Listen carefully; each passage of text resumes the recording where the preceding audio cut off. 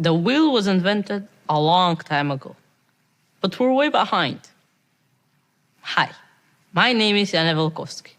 I'm 13 years old, a student in a public school, and a passionate football fan. In addition to that, I'm a kid with a disability. My condition is known as SMA, spinal muscular atrophy, where the muscles are getting weak, but the brain remains strong. I love football. I'm a passionate football fan, and my passion has brought me so much joy and so many great experiences so far, more than I could have ever imagined.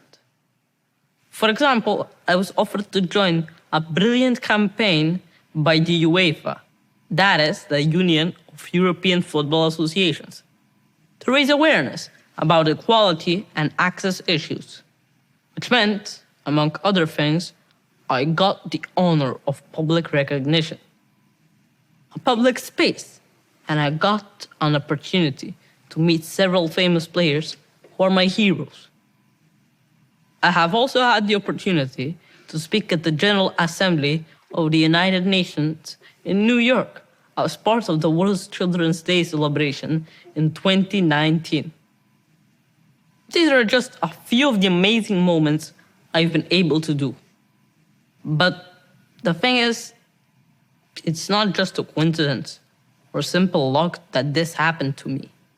I was able to do all of this, not because it was easy or simple to perform, but because some important things were given to me, like the support of my family, of course, inclusive education, an environment I was raised in, but also very much because of my wheelchair. It literally has made all of this possible. I'm independent with my chair. I'm free to go wherever I want to. I'm able to do things I couldn't otherwise. My motorized wheelchair gives me three incredibly important things: freedom, independence, and ability. Some people ask, isn't it just a wheelchair? It seems like a small thing, no big deal. But it's not. It's a big deal to me. It's what made all of this possible. But the question is, do you think every kid like me has a wheelchair? No. I did a little research and I found out that today over 1 billion people require assistive technology to achieve their full potential. But 90% do not have the access to the assistive technology that they need. That means only 1 in 10 people with disabilities who are in need of assistive technology have them. I'm that 1 in 10. I'm the lucky one. But still, in my country, I'm not eligible to get a power chair until I'm in school, which means around 6 years old. So from 2 to 6 years old, how am I supposed to move myself around independently? I'm supposed to be pushed by another person when I want to get out of bed or go outside my home before the age of 6? Do you think this is okay? No, not at all. So let me tell you how I got my chair. I was around 2 when I started to wheel around. Every day, out with my neighbors, but first using my manual wheelchair, pushed by my mom, which, to be honest, kind of makes it hard to be just a kid hanging out with his friends when your mom is always right there. My parents have been looking for ways to get me a power wheelchair a long time before school, but it took them years to finally have it. When I was 5 years old, a year before I started primary school, I got this power chair. And it was not from the government or health insurance, or even because my parents could afford it, but because it was a donation from another family overseas, from a child with SMA who had outgrown the chair in the United States. It was a gift in every sense. Their donation gave me the freedom I needed so much. Now my mom says I have a better social life than all her friends and herself. When I was a very small kid, my parents, like others, were usually speaking on my behalf to the people in our surroundings, even to the kids out there answering questions about my chair, my legs, my condition, all of that. They were saying, oh yeah, sure he can play. His legs are a bit weak, but he can do the same things as you, only in a different way. I think that pretty much gave me an idea of myself and how to live my life and what to say to the world. That was the beginning of my wonderful social life.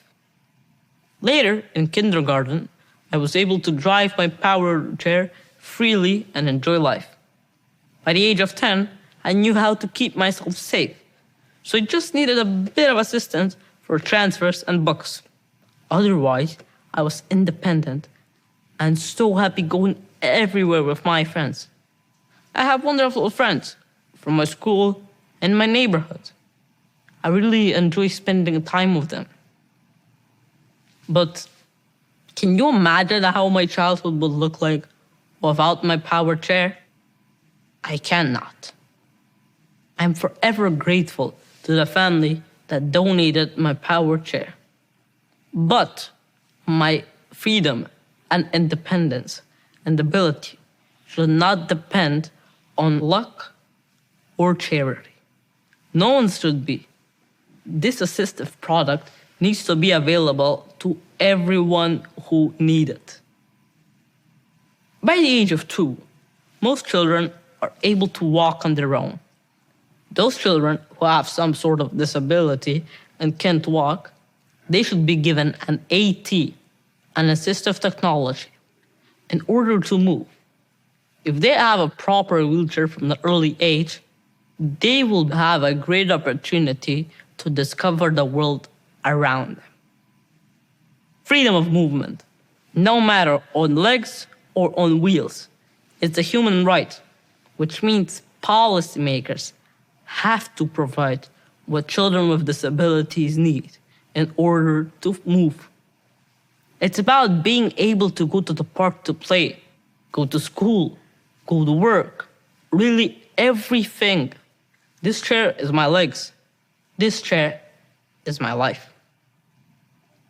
The wheel was invented a long time ago. And thanks to the invention, I can move myself around. So this time, literally, the wheel doesn't need to be reinvented. We just need policies to make sure that wheelchairs are available to everyone in need.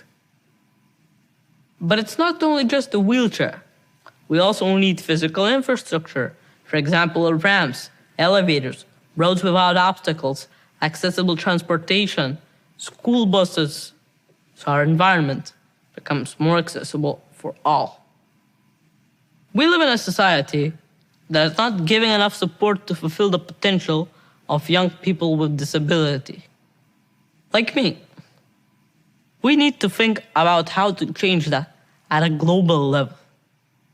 If society removes the barriers that prevent me from doing everyday things, I can become a very productive person and give back to the society.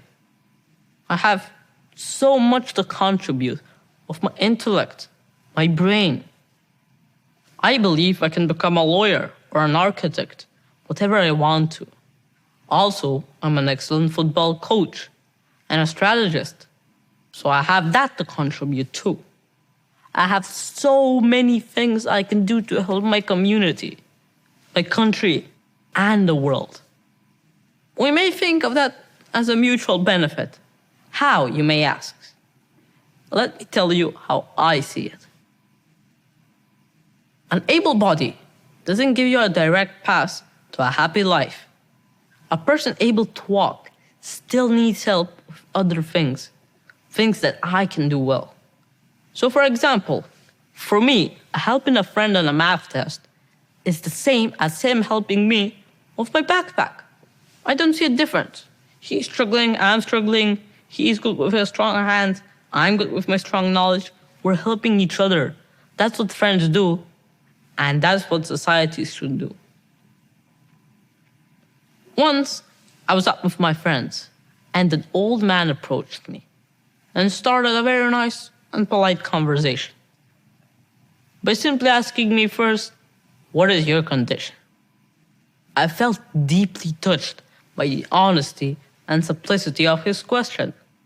I was only 11 and felt so respected that he asked me, and felt very comfortable to speak on my behalf and answer him. I explained to him why I can't walk and what they need in order to function. Usually, people only stare. Yeah, I know it's not a standard picture of a child. My wheelchair is very interesting. I was even cuter when I was small.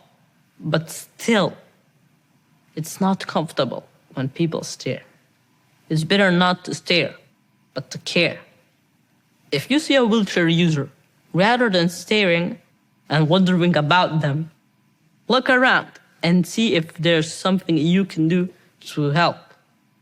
If there aren't ramps, if doorways are too narrow, maybe that's something you could work to get fixed in your building, in your city, or in your country. Each one of us can make a small change, but the governments are supposed to make great changes. I, and people like me, need help from public policy makers to be able to live with freedom and independence. I wish that more people were like that old man, asking me and children like me what we need and listening to our answers. I told you at the beginning, I love football. Just in case I wasn't clear, I really love football. A lot. And to me, the whole world is like a giant football team. But I took part in the campaign Equal Game, not only because I love the game, but because I strongly believe that everyone can play all around the globe. Men, women, able, disabled, young, old, doesn't matter. All of them were able to find their way to play the game that they love. All they needed was the barriers to be removed. So I see this world as a playground where people and governments are like a team, and we need to make sure that everyone is able to play. Thank you.